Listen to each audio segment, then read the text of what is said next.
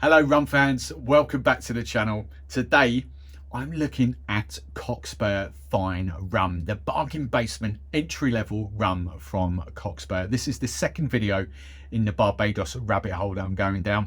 The mission for probably the next 2 months is to find my favourite neat sipping rum, and then the favourite kind of Barbados mixer cocktail rum. And as I said in the previous video, there's no point doing with any of these rums with Coke or ginger or anything like that, because, you know, they are open to, I'm not a hugest fan of rum and Cokes these days, or rum and gingers, but B, I kind of like to see how I'm more cocktails, so I want to see how they work in cocktails. Now, the cocktail that I will be doing is a pretty standard basic rum punch. A rum punch from way back in the days, before fruit juices were a thing and all this. So it's just the whole 1 part sour, 2 parts sweet, 3 parts strong, 4 parts weak, and a dash of spice to make it nice. We're omitting the dash of spice because I want the rum to shine through. It's not heavily loaded with other flavours or anything. It's just simply plain sugar, lime, and rum and water.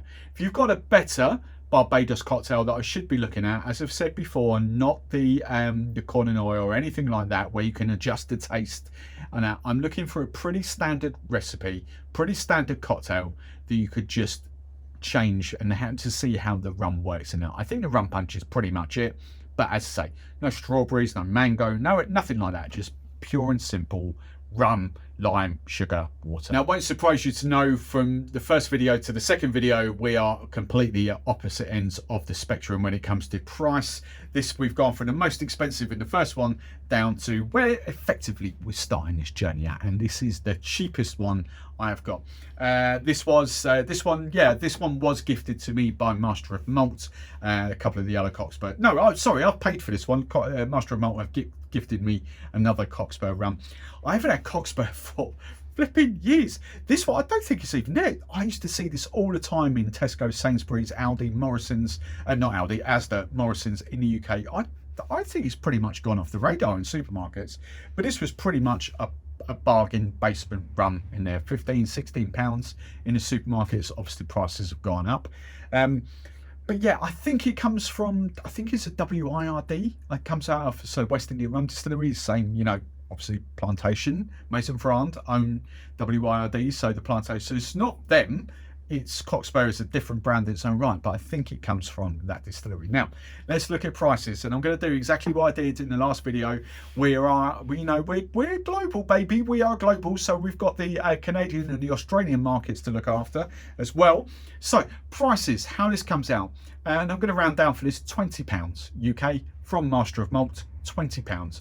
That translates to $24.50, 20 US dollars, 24.50 US dollars, 23 rounded down, 23 euros, and then Australia $38.50, and then Canada $33.50, give or take. All right, so that should be cheap. Now, I'm pretty much guessing in the US, what have we got? $24.50. I'm pretty much guessing you're paying $16 for this, $15, but let us know wherever you are around the world. Let us know your prices for Cockspur. Now, I don't think it's going to surprise anyone here, but you know, these sort of rums are not geared towards sipping neat. Yes, you can sip them neat. Yes, you can put them in a rum fashioned or anything like that, but they are more your mixing rums. This is 37.5% ABV, and this will play in the whole Mount Gay Eclipse kind of bracket as well. And actually, to cross over to Jamaica, it will sort of play in that Appleton signature as well. It's very much on there, but it should be a lot cheaper in that. Off the nose, it's not really giving me too much, to be honest. Light, vanilla. Do I pick that as rum on the nose? I'm struggling to pick that as rum on the nose. A cream soda, there we go. You know, you get vanilla-y sort of vibes off cream soda. I'm getting that. It's light. I'm probably mistaking that for, or I'm probably mistaking sweetness for lightness, but I get a little bit of sweetness to it, and a little bit of alcohol, actually ethanol alcohol, not glue, nothing like that. I'm getting alcohol. Off the smell, I'm pretty much sort of saying that this is a pretty decent mixing rum. I think off the spell, you put a Coke with this or a ginger, and you're going to be happy. Those sort of whiffs. I'm not saying it's not got that much character to it on the nose, but what's it taste like? It actually tastes a lot better than it smells. That surprised me, actually. I'm quite happy with that. Light, fruity, vanilla-y. Doesn't punch too high in the ABV. Easy going. Definitely suited to rum and coke. Absolutely suited to rum and coke.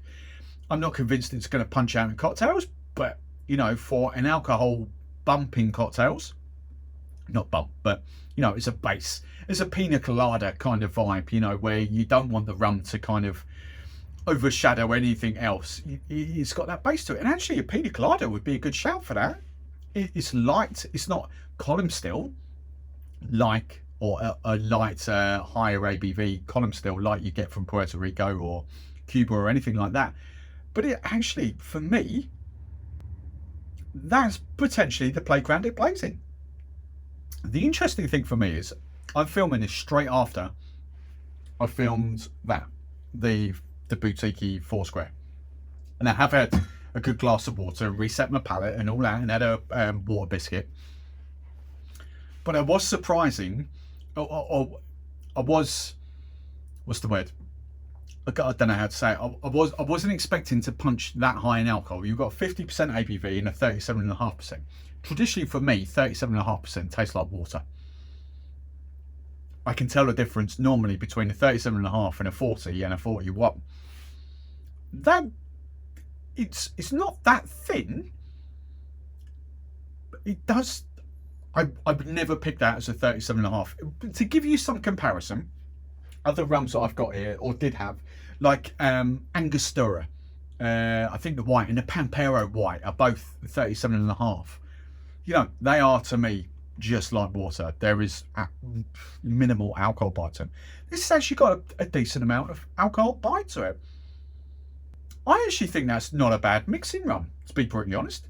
And this is why I'm looking forward to this journey so much, because honestly, and I don't mind making a tit of myself. I don't mind, you know, people laughing at me. At this precise moment, I'm enjoying drinking that neat more than I am that. And that's because, as I say, I don't generically like too much barrel influence for that. Now I'm going to revisit that, but I get a lot more lighter and fruitier notes off this. It's that simple. I think it's just how my palate is wired, to be fair. This to me takes me, look, is this complex? No. Is it multifaceted? No. But, and it's, you know, it's an unfair comparison for that, for me at the moment, because as I say, that was bottle pop. This is, but it won't be, you know, there's not the character bursting to get out of that than what there is that. So ignore that for the time being. Could you sip this neat? Yes. Could you make those stronger cocktails with it? Rum fashions, you know, the corn and oil. You could, but you would want a little bit of a higher ABV, because as soon as you mix like falernum for a corn and oil, or sugar for an old fashioned, or coke, you are diluting a quite a weak rum anyway. Whereas, you know, diluting a 50% or a 46%, for instance, is a lot more forgiving. So I think there's going to be, I think for a cocktail wise, it's going to be too easy going, but rum and ginger, rum and coke, definitely where that sits. So moving on to the rum punch test. Do you know what? That is perfectly acceptable. The rum comes through, as I said at the start, lime, plain sugar, rum, soda water. Absolutely no bitters in there. I'm not going to do the bitters. I just want the long. Basically, it's a long daiquiri into that, and I don't do. You know, daiquiri would have been an okay shout, but I don't generically do aged rums with daiquiris. And it's the soda, and it's the sugar and lime ratio that's the other way around. So a daiquiri would be more lime than sugar, whereas punches are more sweeter than lime, if you know what I mean. But for me, that's perfectly acceptable for the first proper rum in this series, or first, you know, I'm revisiting that. So whatever I said about that, take that with a pinch of salt, because we're revisiting that later in the series. If I, at this moment in time, bearing in mind, pretend I've tasted no other Barbados rums in this series before, I'm happy with that. I know I'm pretty much assuming there's going to be better and more character, but for 20 quid, for $24.50 US, 23 euros, 38 Australian dollars and 33 Canadian dollars, bearing in mind you've got you guys over that side of the pond, you're going to get paid a lot less. That is perfectly acceptable. As it stands, as that's the first rum, I'm sticking with that. Will it still be there in 2 or 3 rums times? That's the question. But for now, I can't say a bad word against it, because I've had no other rums to compete with it. I'm pretty much assuming that some of the rums coming out here are going to be better than that. But for £20, for $24.50, that's acceptable. I think your wheelhouse, rum and cokes. It's really a question of Mount Gay Eclipse. What else have we got in here at that price bracket? I think it's just a Mount Gay Eclipse, to be honest. It is, because we're jumping up quite a healthy price margin after that. So it's the Mount Gay Eclipse. That's going to be where that falls. Which one's going to be better? We'll find out in the next video.